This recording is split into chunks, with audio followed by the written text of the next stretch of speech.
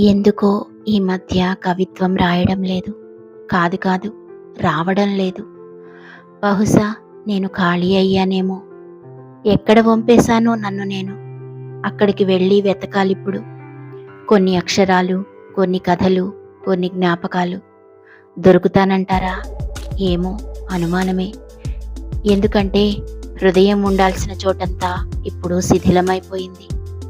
వ్యాపకాల రణగుణ ధ్వనుల రహదారి అయిపోయింది మస్తిష్కం.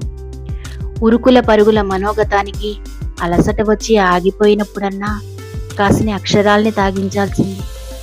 పొరపాటిన మంచినీరు అనుకొని నా కవిత్వానికి తులసి నీరు పోసేశానా? అయిపోయింది, అంతా అయిపోయింది. ఇప్పుడిక ఇంకేమీ మిగల్లేదు. స్పందన ఆగిపోయినప్పుడైనా తెలుసుకోవాల్సింది. ఇక ఇప్పుడు మళ్ళీ కొత్తగా ప్రవహించాలంటే మళ్ళీ కొత్తగా పుట్టాల్సిందే. ఏదైనా మిరాకిల్ జరగాల్సిందే.